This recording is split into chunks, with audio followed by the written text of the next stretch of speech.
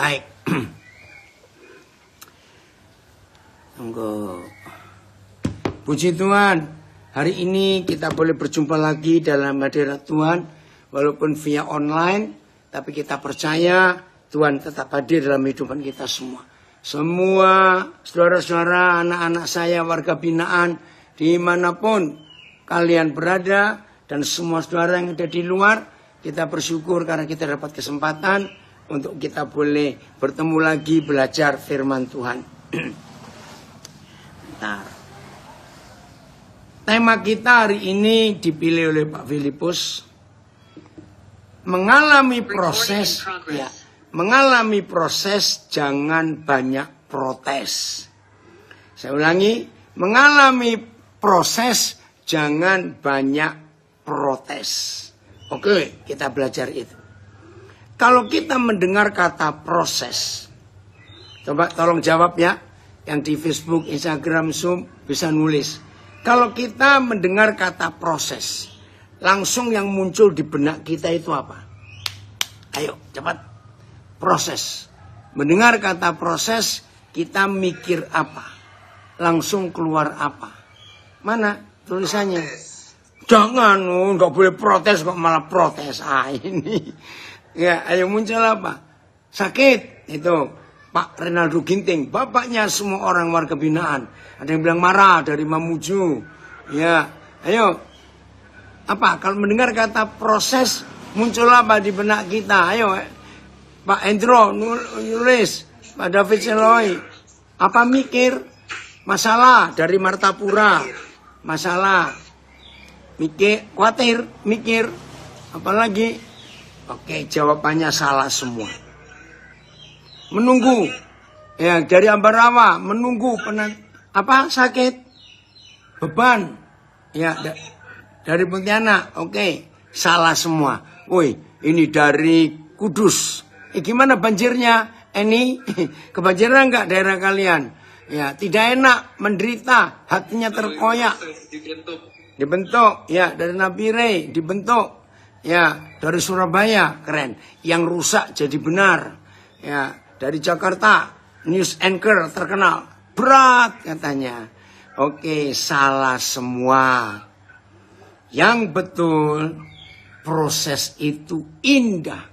Ada suatu permasalahan dari gereja mana tadi ini ya. Saudara, proses itu indah. Oke, saya buktikan dulu. Ada nggak di antara kita ya yang nggak suka berlian? Oh, Blitar hadir juga ya, LPK anak Blitar. Ayo, oh ya, ada mantan saudara kalian dari Blitar, ada di Nabire ya, dari LPK anak Blitar. Mendengar kata proses harus muncul indah, ya, luar biasa. Kenapa? Dengarkan ini.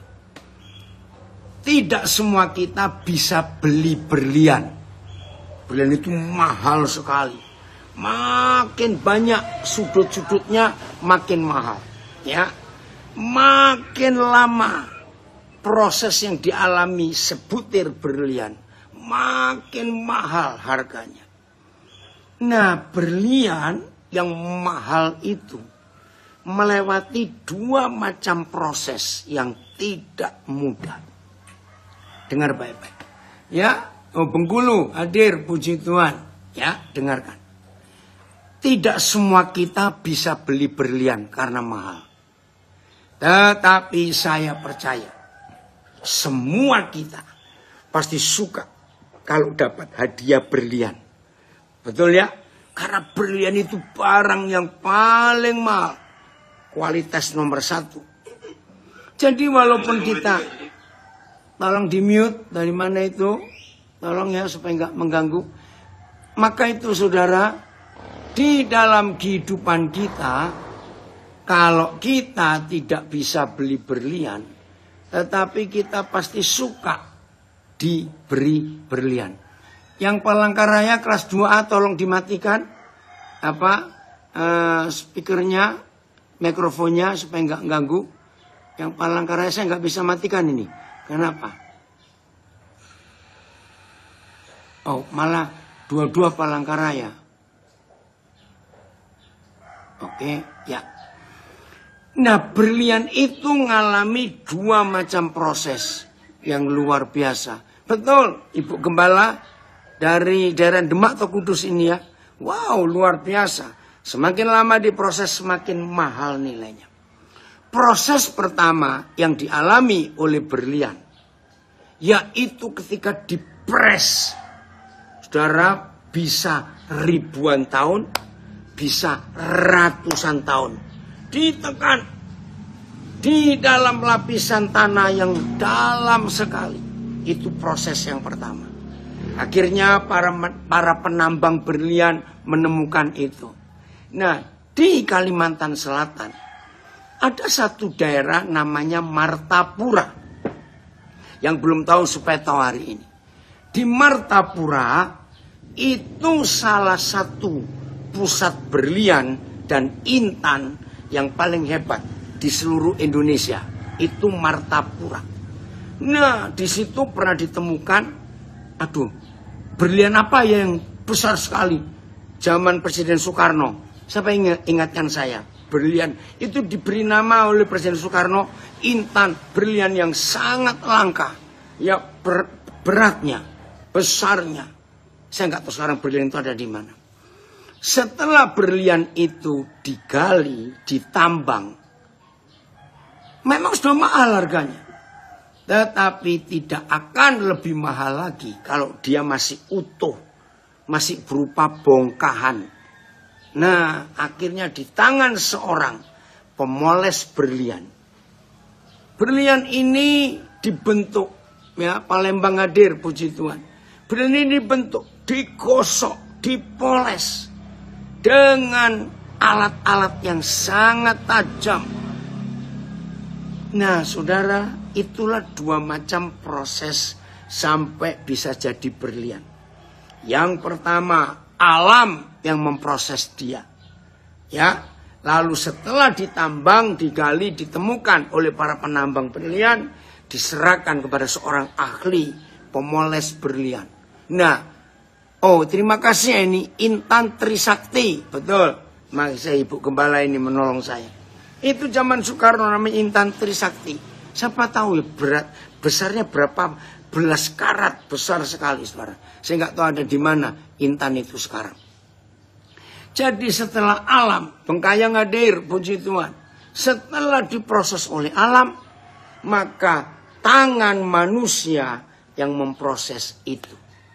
Nah, maka itu saudara, kalau hidup tidak mau menggenapi proses, maka orang itu akan mengalami kerugian besar seumur hidupnya. Karena dia tetap bongkahan. Tahu kata bongkahannya? Bongkahan batu yang tidak ada nilainya. Tapi bongkahan batu yang enggak berbentuk, yang jelek, ya, yang enggak ada nilainya. Apalagi harganya. Di tangan seorang pemoles, seorang pemroses. Ya udah, Papa senang kamu hadir. Maka bongkahan yang jelek, yang enggak ada nilainya, enggak ada harganya, itu jadi otobelo hadir, puji Tuhan. Maka jadi yang luar biasa. Oh ya, Gali, sebelum lupa, tolong semua LP, LPK, anak, LP wanita, rutan, tolong difoto ya, masing-masing. Karena itu jadi laporan ke Kementerian Hukum dan Hak Asasi Manusia. Saudara akan dapat penghargaan. Saudara yang baru gabung di Zoom setiap Senin, Rabu, Jumat ini dari Sungai Kehidupan, tolong ya, yang di luar, yang bukan warga binaan. Ini luar biasa. Perjuangan Pak Andreas Nurmandala. Jadi setiap LPs di Indonesia yang rajin hadir seminggu 3 kali. Terima kasih para petugas lapas yang memberikan kesempatan anak-anak saya ini boleh ikut belajar. Itu akan dapat penilaian kalau rajin hadir. Dan penilaian itu akan menolong banyak untuk saudara dapat remisi, pengurangan waktu hukuman. Wah, itu luar biasa. Dan di hari-hari raya agama-agama di Indonesia, dari kalau Kristen itu Natal, akan dapat remisi lebih lagi. Jadi Tolong ya difoto ya Gali. Ya, masing-masing LP. Yang belum coba tunjuk diri. Karena itu penting. Foto saudara akan kami kirim. Ya, ke Kementerian Pangkalan Bun Nadir juga. Ya, ke Kementerian Hukum dan HAM. Dan saudara akan dapat nilai. Puji Tuhan untuk itu. Baik. Nah, dari Lembang ada komen. Berlian itu diproses pertama oleh alam. Kedua oleh ahlinya. Begitu juga kita. Kalau mau jadi berlian harus mau diproses oleh alam dan oleh ahlinya. Ahlinya adalah Bapa di surga. Woi, Pak Hendrik, terima kasih. Ini dia. Ya, supaya bisa difoto, Pipin. Intan Trisakti ditemukan. Makasih Hendrik. Ini ada tambahan pengetahuan. Intan Trisakti ditemukan pada hari Kamis 26 Agustus 1965. Dengan berat 166,75 karat oleh 40 orang pendulang intan. Intan itu ditemukan, maaf, saat para pendulang, Hendrik kok putus, nanti lanjutkan ya.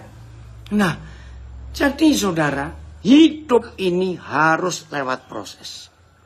Tanpa diproses, maka kita tidak akan punya nilai dan harga hidup. Seharusnya, ya saya mau katakan ini. Anak-anak saya, warga binaan, dimanapun saudara berada. Saudara sedang mengalami proses. Ya, aduh ini Lapas Cibinong. Ini kok nggak bisa dimatikan, kenapa ya?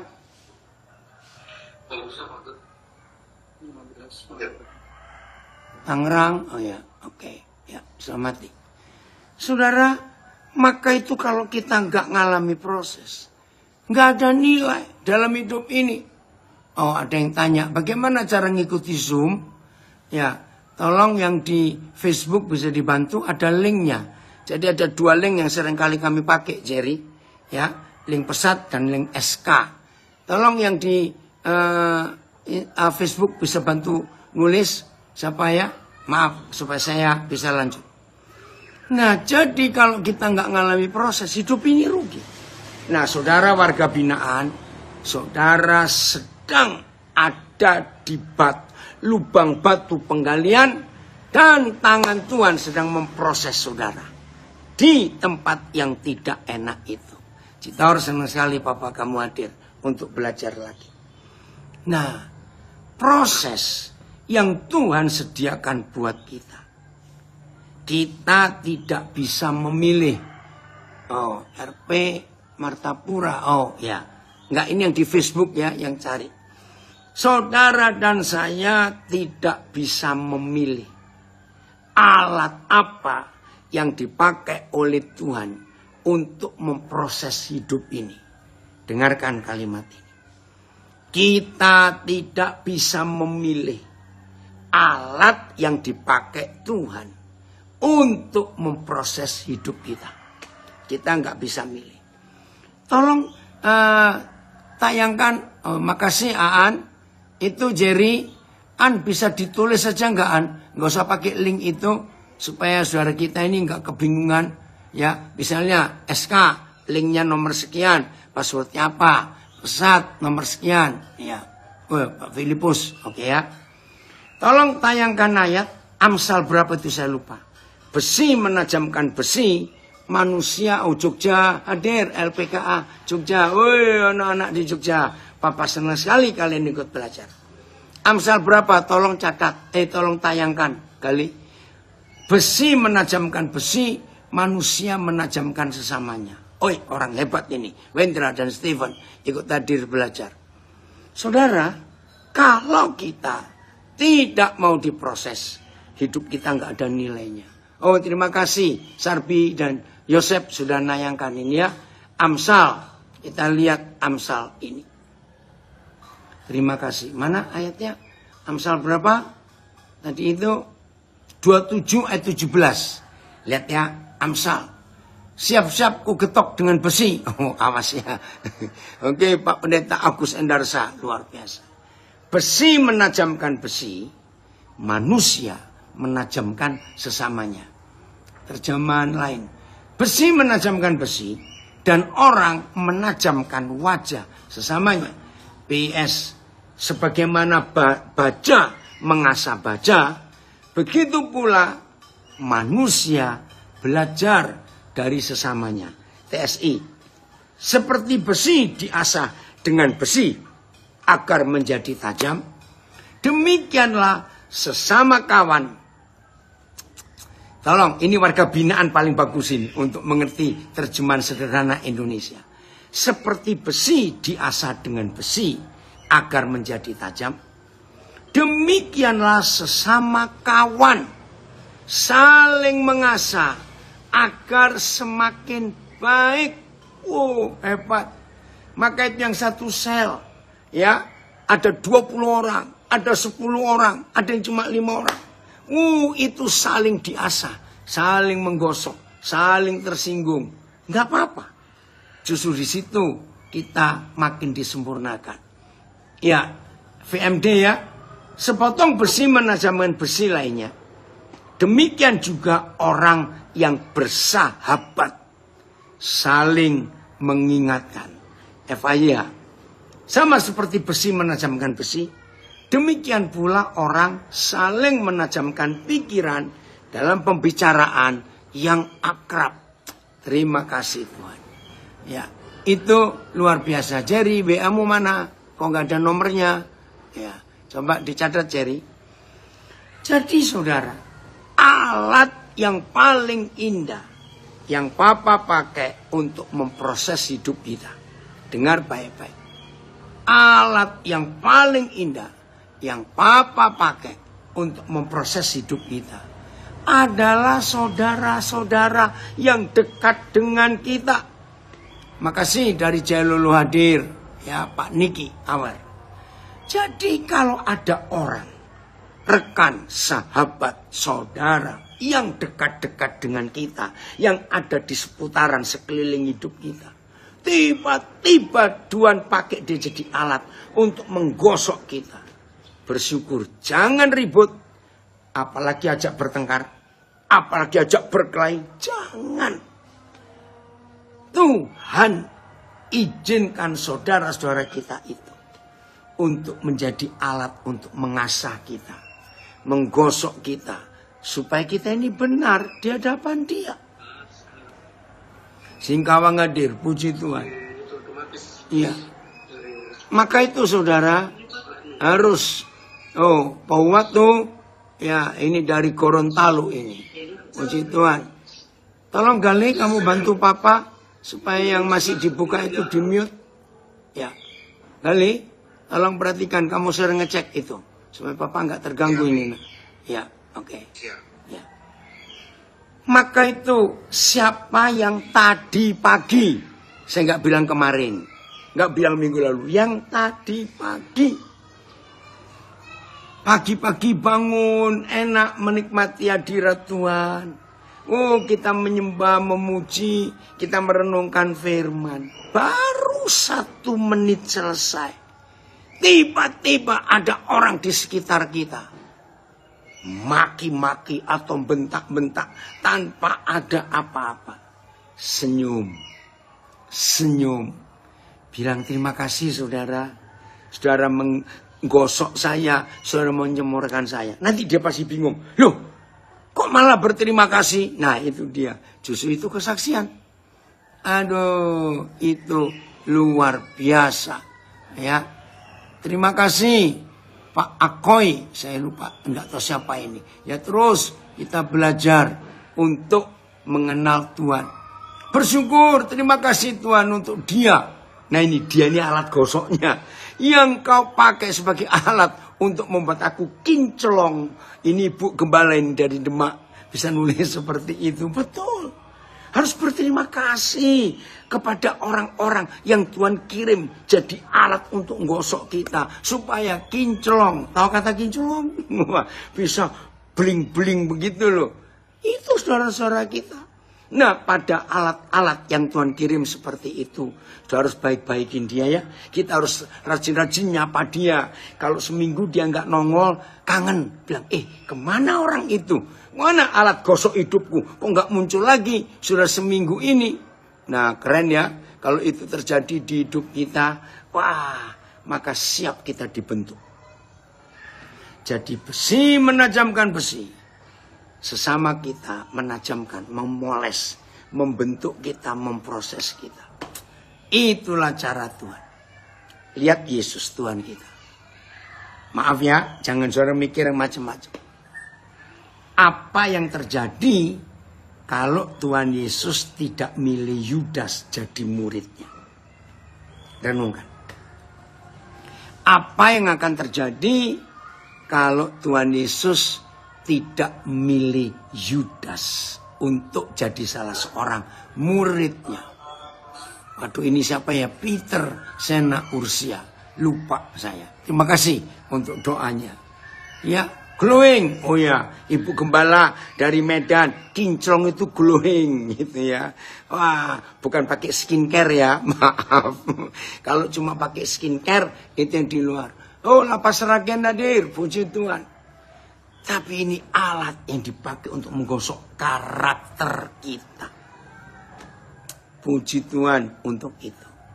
Nah, mana jawabannya? Kalau Tuhan Yesus nggak milih Yudas, bagaimana hidup ini? Ayo dong jawab, mana? Kok belum nulis ini? Apa yang terjadi kalau Tuhan Yesus nggak milih Yudas? Lupa Peter, nama banyak saya nggak tahu, maaf jangan marah. Iya, oh ada yang komen lagi, thanks God. Buat setiap proses kehidupan yang terjadi dalam hidupku. Ajarku selalu mengucap syukur. Karena semuanya itu mendatangkan kebaikan bagiku. Amin. Orang Ambon nih. Yang di mana Peter? Ah, maaf. Lupa betul. Oke, nggak ada yang nulis. Kalau Yudas tidak dipilih. Iya, tidak ada karya keselamatan. Woi, dari Powatu, Gorontalo jawab. Ya, dari Martapura, rencana Tuhan gak bisa digenapi. Kita tetap hidup dalam kegelapan, lapas Tobelo. Wih, terima kasih. Dari Lembang, tidak ada penebusan dari Yesus untuk kita. Dari Demak, kalau Tuhan gak pilih Yudas, maka Tuhan Yesus gak disalib dan kita tidak selamat. Betul. Yesus gak disalibkan. Woi, anak saya hebat. Masih di Palu kamu, nak? Reno, masih di Palu ya. Nah, saudara, jadi Yudas sengaja dipilih. Ya, kalau Yudas nggak ada kita sekarang. Kita masih hidup dalam dosa. Nah, itu salah satu bukti. Dan ingat, Lukas 6 menulis, ketika Tuhan Yesus, kasih karunia Tuhan tidak pernah berkesudahan. Amin. Lapas kelas mana ini yang baru ngomong? Saudara, Lukas 6 menulis, ketika Tuhan Yesus memilih Yudas, itu dengan doa semalam-malaman. Nggak asal comot. Tuhan Yesus jalan-jalan ke tempat ramai. Itu yang itu, yang itu enggak. Lukas 6 menulis dia berdoa semalam-malaman. Nah, ini pertanyaannya. Betul, kalau Yudas nggak ada, LPK anak Jogja, terima kasih nak. Kalau Yudas nggak dipilih, ini anak-anak kita dari Jogja, kita tetap hidup dalam kegelapan. Betul. Nggak ada rencana Tuhan terjadi di hidup kita. Ya, oh, saya dari Sosok. Oh, Sosok Kalimantan Barat. Ya, nggak jauh dari Ngau ya, betul. Oke. Jadi saudara, Tuhan Yesus nggak salah pilih. Ketika dia semalam-malaman berdoa, Yudas kepilih. Ada komen dari Surabaya, ternyata alat untuk menggosok karakter kita itu orang-orang terdekat. Jadi jangan kesel sama orang-orang itu. Amin. Dari Medan, salah satu definisi proses kehidupan. Ketika kita berdamai dengan kondisi diri sendiri, semakin mudah untuk kita memperbaiki kekurangan. Amin. Woi, dari Tulungagung, Blitar Selatan, ikut belajar. Oke. Ya, ini Lukas 6 ayat 12 ya. Pada waktu itu pergilah Yesus ke bukit untuk berdoa, dan semalam-malaman ia berdoa kepada Bapa di surga. Semalam-malaman. Betul Peter, Yudas itu alat Tuhan untuk menggenapi rencana Tuhan. Nah, coba ayat sepanjang malam, ayat 13. Lukas 6 ayat 13. Apa yang dia doakan semalam-malaman itu? Ketika hari siang, ia memanggil murid-muridnya kepadanya. Lalu memilih dari antara mereka 12 orang yang disebut rasul. Catat, didoakan semalam-malaman, dipilih 12 untuk disebut rasul yang diutus. Ada Yudas di situ. Jangan lupa. Maka itu siapa yang dalam bulan Maret ini saudara gagal karena alat-alat gosok yang Tuhan kirim ke hidup kita, saudara usir orang-orang itu. Stop. Bertobat. Kira-kira Pak Nelson hari ini ada enggak ya? Nah, bagi yang belum tahu, warga binaan khususnya, dan saudara-saudara yang di luar, yang baru gabung, di antara kita, ya yang ada di LP, ada seorang warga binaan, namanya dokter, dia itu dokter ahli kimia, lulusan Jepang, namanya Nelson Sembiring. Nanti bulan Juli tahun ini genap 10 tahun dia menjalani hukuman. Catat, tanpa dia buat salah. Loh, masa nggak salah kok dihukum 10 tahun? Ya, itulah hukum di Indonesia yang belum berubah. Saya masih ingat awal-awal saya pelayanan ke LP-LP tahun 80-an yang lalu. Ada istilah. Ternyata di Indonesia ini bukan Pancasila, tapi heksasila. Heksa itu kan 6. Saya kaget, karena waktu itu lagi gencar-gencarnya Presiden Soeharto menggalakkan program P4. Masih ingat? Saya lupa istilah P4. Penghayatan, pedoman, pengamalan Pancasila. Tiba-tiba saudara kita, hampir semua LP yang saya kunjungi, setuju. Heksasila Pak. Loh kok bisa? Sila pertama. Oh, Hotman Siaan menambahkan, ternyata ada Nelson Mandela dan sekarang ada Nelson Sembiring di Indonesia. Betul, terima kasih Amang Siaan, Nelson Mandela. Apa itu sila pertama dari 6 sila? Ngeri. Begini kata saudara kita, ya, keuangan yang maha kuasa. Padahal sila pertama Pancasila, ketuhanan yang Maha Esa. Tapi di LP-LP itu diplesetkan 6 sila. Terima kasih Sarbin. Sila pertama itu adalah keuangan yang maha kuasa. Nah, saudara kita, Pak Nelson Sembiring ini kena sila yang pertama dari 6 sila di Indonesia. Uang berbicara dan dia dijadikan korban.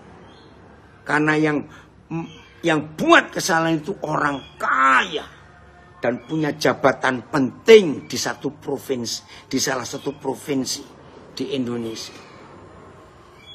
Dan dalam undang-undang Tipikor, tahu, tindak pidana korupsi, kalau kena hukuman korupsi, undang-undangnya itu tidak bisa PK, peninjauan kembali, tidak bisa naik banding, nggak bisa.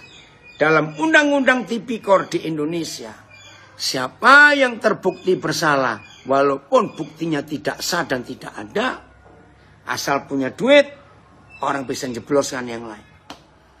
Nah, saudara kita ini luar biasa.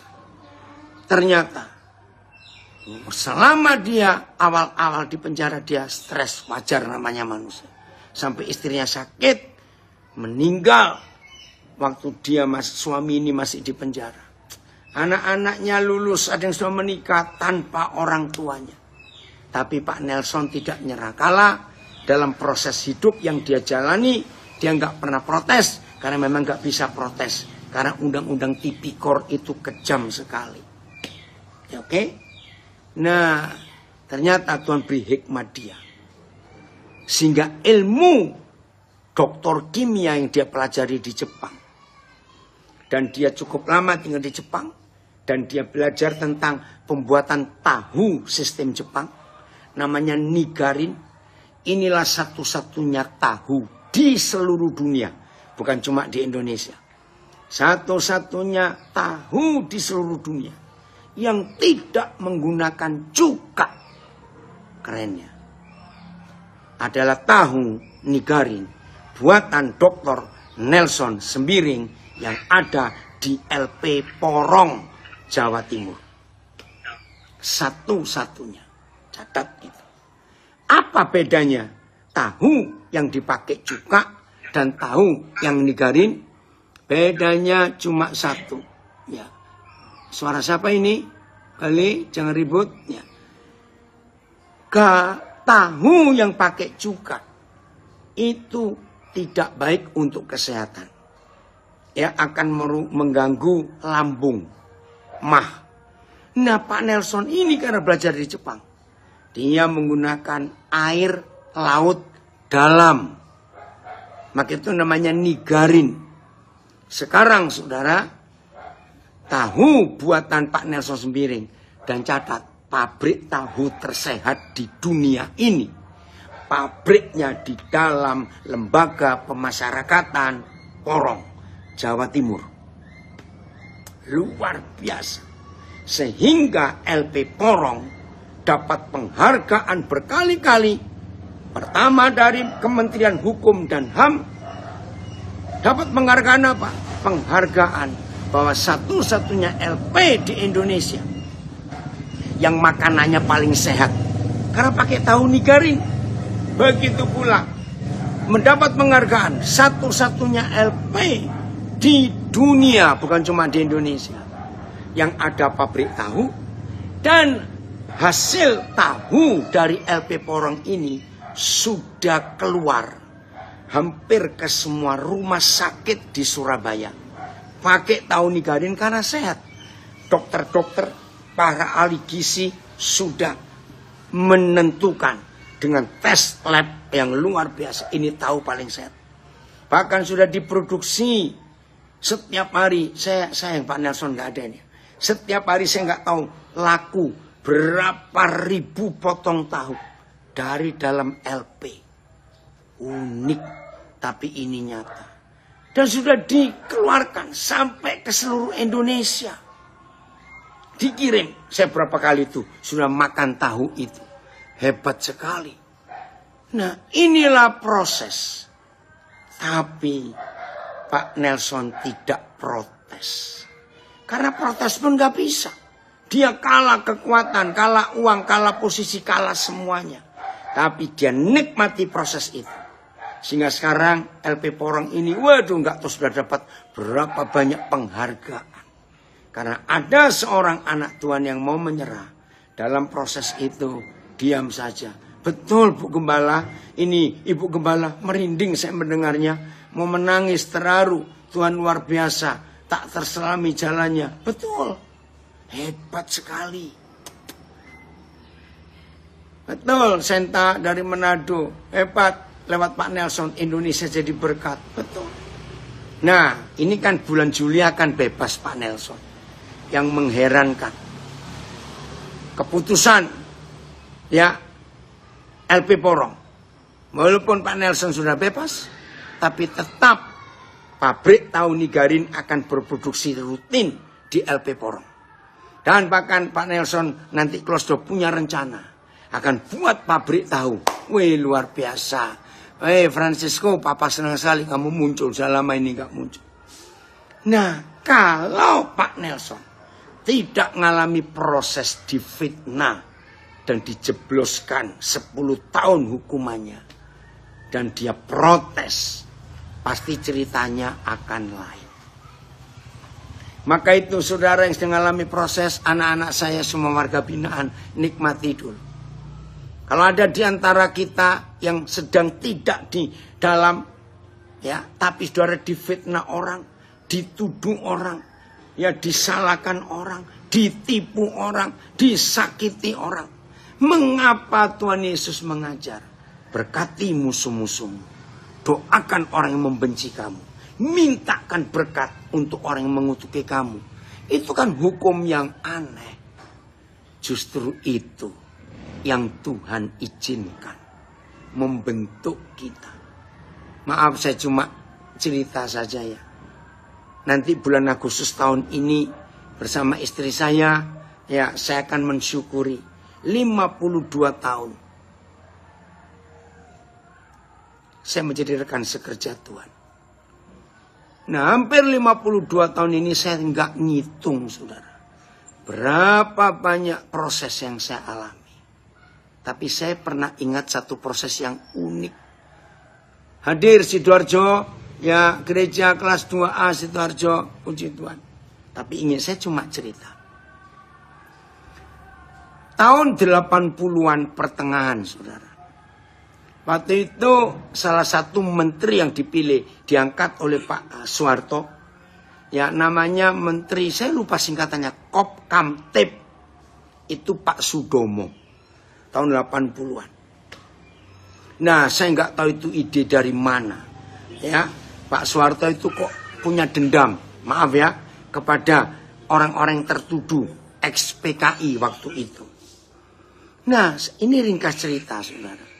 Saya sudah jadi gembala di sebuah gereja di Surabaya. Nah, ada senior saya, sudah sepuh. Ya, saya nggak tahu. Nah, jemaat yang saya pegang. Ya. Oke, itu Komando Operasi Pemulihan Keamanan dan Ketertiban. Nah, seperti saya ini sedang menggembalakan gereja cabang, tapi satu gedung. Jadi ada kebaktian umum, ya dipimpin oleh gembala senior saya ini.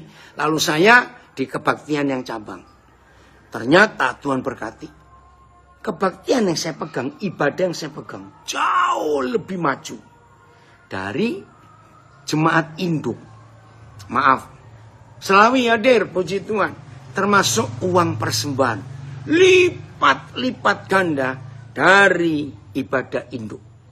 Jemaat juga lipat kali ganda. Lebih banyak dari yang saya gembalakan. Saya nggak tahu, saudara. Tiba-tiba ndak tahu setan mana masuk. Gembala senior saya itu iri hati. Nah, saya cuma cerita. Tahun 65 saya itu umur 9 tahun. Ayah kami tertuduh zaman itu. Nah, rupanya gembala senior saya ini tahu. Nah, zaman Sudomo itu, menteri itu, ada istilah bersih lingkungan. Jadi kalau ada anak-anak yang orang tuanya tertuduh, ya istilahnya ex PKI, maka anak-anaknya harus diusut. Itu zaman Soeharto. Saya nggak ngerti Pak Harto itu punya ide sekejam itu dari mana. Tiba-tiba saya dilaporkan oleh gembala senior ini. Ya istilah dulu tahun 80-an itu. Ternyata pendeta Daniel Alexander tidak bersih lingkungan. Wih, zaman itu saya masih ingat, saudara. Kekacauan kedua terjadi di Indonesia setelah tahun 65. Wih, orang-orang diusut. Yang orang tuanya terlibat sadis Pak Soeharto itu zaman itu. Nah, saya dilaporkan. Ngeri ya. Nah, bagaimana saya tahu saya dilaporkan? Pembimas, ya pembimbing masyarakat Kristen Protestan Provinsi Jawa Timur, almarhum Pak Sulmarso, sangat dekat dengan saya.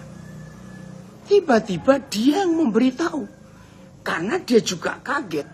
Kenapa saya sebagai pendeta bawahannya Bimas Kristen Protestan Jawa Timur ini kok ada laporan?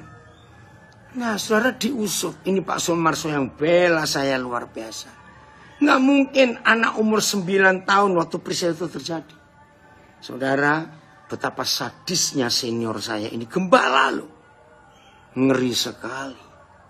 Sampai ngusut ke Koramil atau Kodim di desa di mana ayah saya pernah tinggal. Karena kami dapat laporan dari daerah itu. Wih, pokoknya ngeri waktu itu. Saudara, itu hantaman pertama yang saya rasakan. Waduh, saya hampir kecewa. Saya betul-betul marah. Tapi puji Tuhan, banyak sahabat-sahabat saya di sekitar saya tahun itu yang meredam kemarahan saya, menguatkan saya. Wih, hebat. Iya, terima kasih. Gonovo baca. Kalau diproses jangan protes, cukup seduh kopi saja sambil bersyukur. Seperti kopi yang sekalipun dipanasi pahit tapi tetap nikmat. Amin, Pak Ubi. Iya. Saudara bayangkan, puji Tuhan, saya menang. Saya bisa mengampuni. Saudara, nggak cuma itu. Waktu itu tahun 80-an pertengahan itu, semua pelayanan saya dicopoti. Ya, istilah mereka waktu itu demi keamanan supaya tenang dulu. Saya bingung. Salah saya di mana? Jadi betul-betul pintu-pintu pelayanan saya waktu itu tertutup. Karena semua orang takut kalau nerima orang yang gak bersih lingkungan. Sejahat itu. Oh ya, pernah Frans Papa jadi gembala. Ya. Bobby, Pak Siaan bilang terima kasih kopinya. Nah, bayangkan. Oh, itu salah satu. Oh, banyak lagi proses.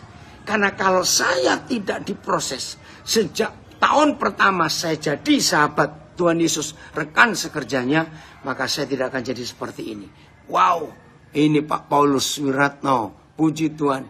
Saya ditolak masuk. Oh, aduh, kita punya pengalaman sama ya Pak Paulus. Saya ditolak masuk Akabri karena tidak bersih lingkungan. Saya bersyukur, puji Tuhan. Sadis ya Pak Paulus zaman itu. Bayangkan, yang melaporkan gembala lagi. Saya bersyukur lewat peristiwa itu. Oh, lapas Barus baru hadir, nggak apa-apa.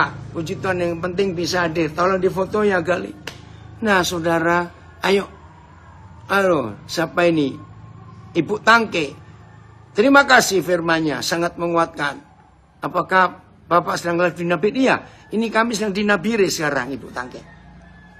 Jadi, kalau seminggu saudara tidak ketemu proses, mintalah. Nggak ada yang amin ini. Karena kalau tiap hari kita diproses, itu makin kinclong, glowing, akan penampilan kita luar biasa. Jelas ya? Nelson Mandela. Ya, oh ada yang komen. Berarti gembala itu bukan gembala dari Yesus. Betul. Itu cuma gembala organisasi. Karena dia takut gerejanya kena apa-apa. Jadi cara dia ngusir saya, ya cuma yang saya kembali lebih hebat, kolektor personal lebih banyak, yaitu tadi pakai taktik yang jahat sekali. Oke, Nelson Mandela, keren lagi. Dia dipenjara 27 tahun. Nelson Mandela dipenjara tanpa dosa, tanpa salah, hanya karena dia kulit hitam di Afrika Selatan.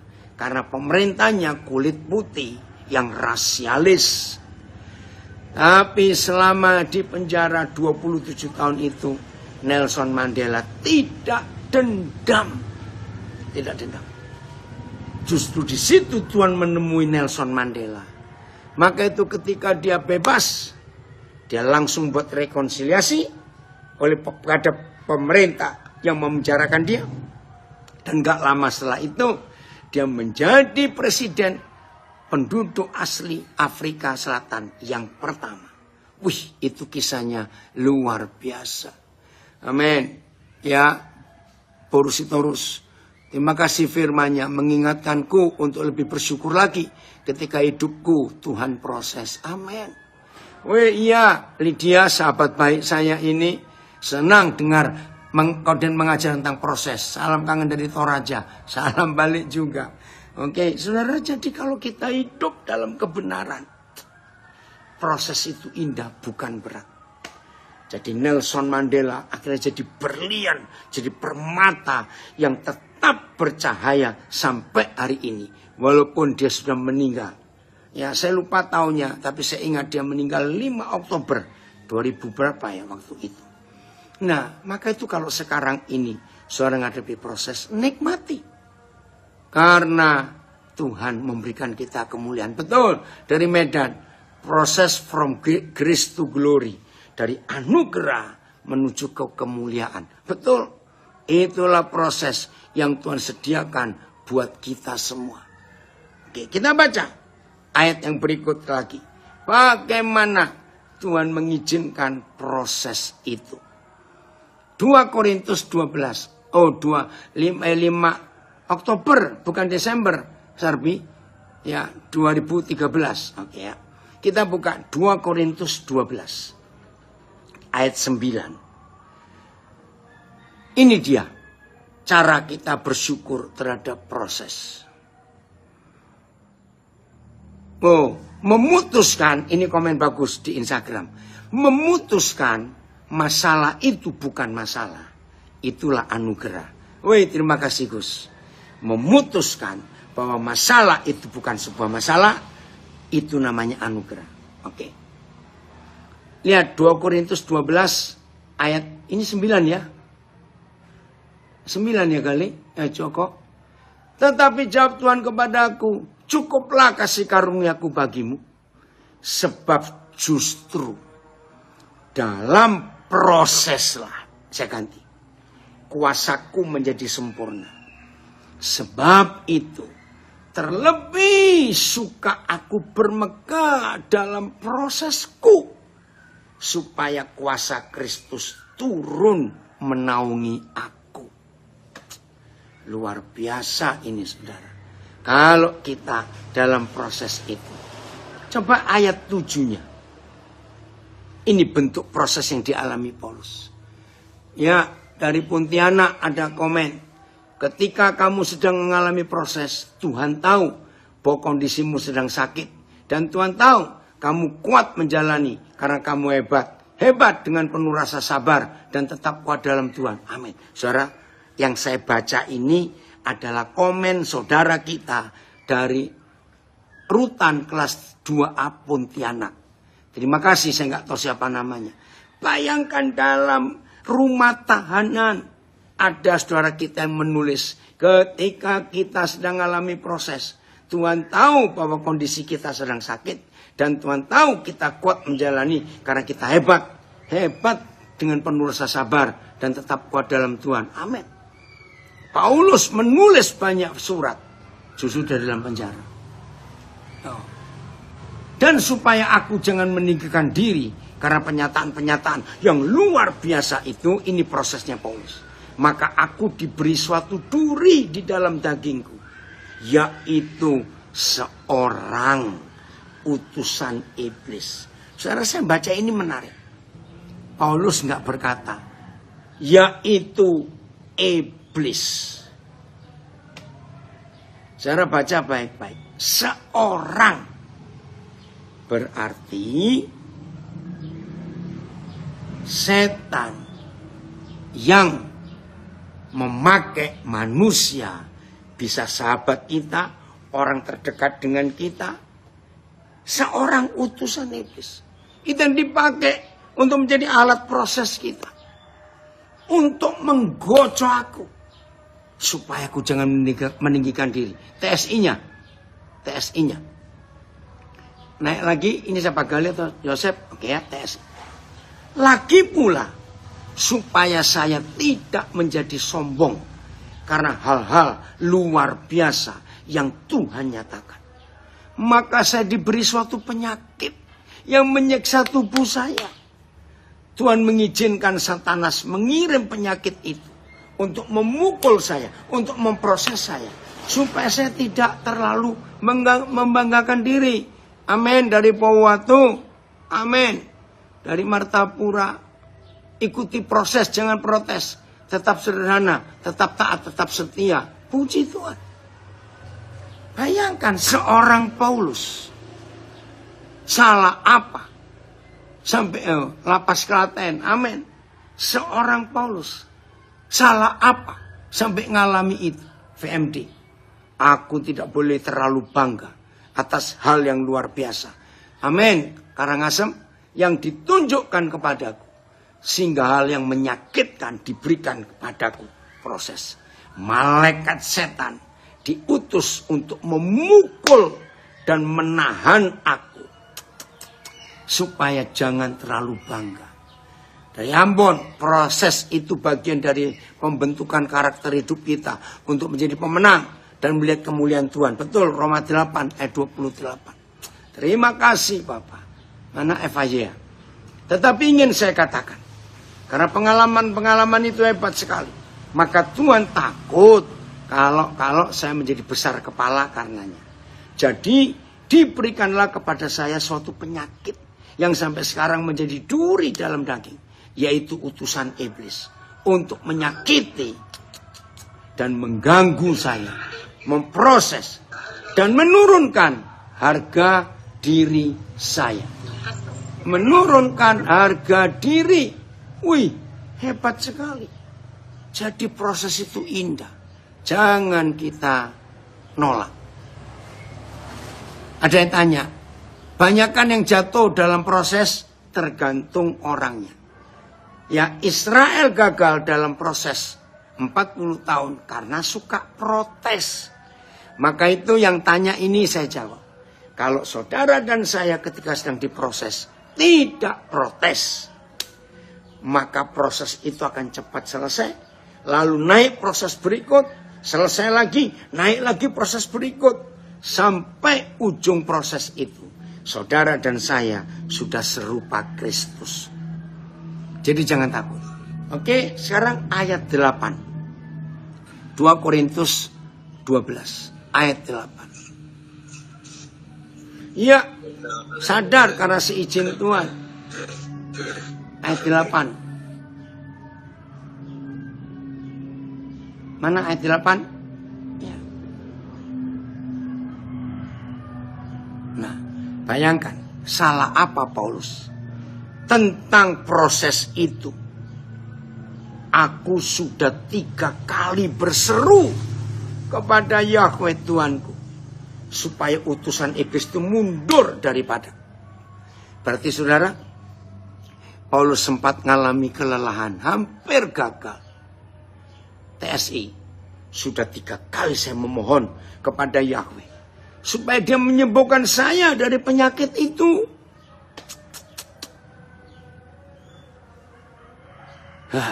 Oh, ada komen dari Lembang. Seinstan-instannya mie instan. Kalau dia protes saat diproses, diberi air panas, akan gagal jadi mie. Nggak bisa dimakan. Betul. Seinstan-instannya mie instan. Wah, Uji, ilustrasimu bagus sekali. Harus diberi air panas. Ya, kalau nggak mau namanya kerupuk. Ya dimakan mentah, maaf itu ya. Udah, ayat 9. Apa jawaban Papa ketika Paulus berdoa 3 kali? Ayat 9. Tetapi jawab Yahweh kepadaku, cukuplah kasih karunia. Oh, sudah baca, TSI-nya aja. Lebih cepat TSI. TSI mana? Ayo Yosef ya. Tetapi Yahweh menjawab, kebaikanku sudah cukup bagimu Paulus. Karena kuasaku menjadi sangat nyata ketika kamu sakit, ketika kamu lemah. Jadi jauh lebih baik saya membanggakan kelemahan-kelemahan saya supaya semakin terasa kuasa Kristus melindungi saya. Terima kasih Tuhan. Terima kasih. Haleluya. VMD-nya. Coba lihat. Versi membaca dengan mudah. Mana VMD? Tetapi Yahweh berkata kepadaku, anugerahku cukup bagimu Paulus. Apabila engkau lemah, kuasaku. Ya, apabila engkau diproses. Tolong yang mana ini, Gali? Palangkaraya, stop dulu. Ya. Tetapi Yahweh berkata kepadaku, anugerahku cukup bagimu. Apabila engkau lemah, kuasaku menjadi sempurna dalam engkau. Jadi, aku sangat senang atas prosesku, kelemahanku, supaya kuasa Kristus hidup di dalam aku. Ayat 10. Ini loh hobinya Paulus. Aduh, kalau kita lihat ini ayat 10 ya. Hobinya Paulus. Ya. Karena itu, ini pernyataan gila saya berkata. Karena itu aku senang. Senang loh saudara. Dan rela. Di dalam proses kelemahan. Dalam siksaan. Dalam kesukaran. Dalam penganiayaan. Senang dan rela. Di dalam kelemahan, siksaan, kesukaran, penganiayaan, dan kesesakan. Oleh karena Kristus. Saya sangat apa itu? Yang dari Jogja. Iya. Saya ulangi. BES saya. Jadi saya bergembira dengan proses saya, kelemahan-kelemahan saya. Saya juga gembira kalau oleh karena Kristus saya difitnah, saya mengalami kesulitan, dikejar-kejar, dan saya mengalami kesukaran. Sebab kalau saya lemah, kalau saya diproses, maka pada waktu itulah justru saya kuat. TSI-nya. Oleh karena itu, sebagai utusan Kristus saya sudah belajar merasa senang ketika mengalami kelemahan, penghinaan, kesusahan, penganiayaan, maupun kesengsaraan. Sebab justru di saat lemahlah saya benar-benar mendapat kekuatan. Orang gila bukan? Betul noni, ini hukum Kristus yang luar biasa. Oke, Pak bangun. Mengikuti Yesus harus melewati proses. Supaya kehidupan rohani kita semakin bertumbuh menjadi dewasa. Sesuai dengan yang Tuhan inginkan. Prosesnya tidak mudah. Karena kita harus melawan keinginan pribadi daging kita. Dan menjadi tunduk pada kehendak Tuhan. Amin. Betul, Pak Siaan. Nikmati Yeremia 29 ayat 11. VMD. Aku senang di dalam kelemahan. Di dalam hinaan, di dalam kesukaran. Di dalam penganiayaan dan di dalam kesengsaraan karena Kristus. Dan aku senang dengan hal itu. Sebab apabila aku lemah, aku sungguh-sungguh kuat. Jadi mulai hari ini, semua saudara dan saya, semua kita harus punya hobi ketagihan proses. Amin ya, saya ulangi. Semua kita mulai hari ini harus punya hobi baru, ketagihan proses. Sama seperti ketagihan sambal. Orang yang ketagihan sambal, kalau makan sambal tidak pedas, itu namanya sele. Tahu sele? Sambal itu harus pedas. Oke, ayat 11. Betul, Wendra. Dalam kelemahan kula kuasa Kristus nyata dalam hidupku. Amin. Ayat 11. Oh, Evaya. Karena saya tahu bahwa semua itu bagi kepentingan Kristus. Maka saya tidak berkecil hati. Oh, hilang. Ya udah. Mana tadi Evayanya? Baca dulu. Ya. Oh ya udah. Oke, ayat 11 ya. Sekarang. Sungguh aku telah menjadi bodoh. Tapi kamu memaksa aku dalam kesukaran. Dalam bingung sekarang. Ya udah Evaya. Oke, maaf.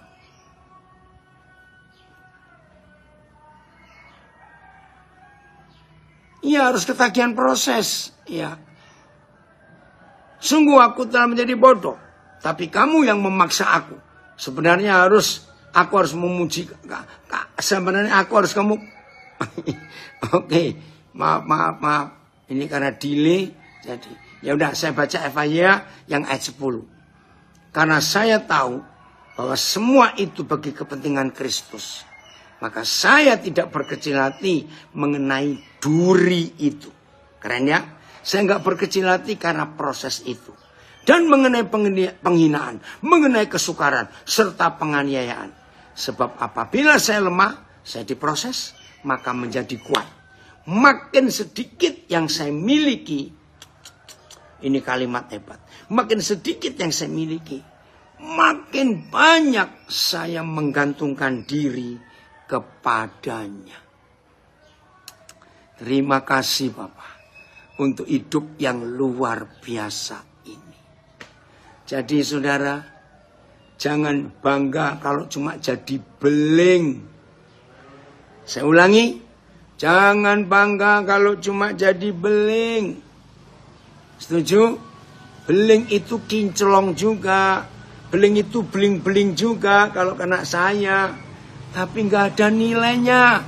Beda dengan menjadi berlian. Oh ya, ada kesaksian ini. Berapa hari ini hati menangis. Tadi Becky mau bangun berat sekali. Yang ada cuma menangis. Proses anak sakit. Ya. Pak Valeri nggak mau minum obat. Puji Tuhan dengar khotbah ini saya dikuatkan. Amin. Ayo semua kita bangkit mulai hari ini ya. Nikmati proses. Siap ketagihan proses. Tuhan memberkati kita. Jangan protes. Amin. Iya. Luar biasa Tuhan kita. Siap ya. Kalau diproses jangan protes. Iya. Tuhan memberkati kita semuanya.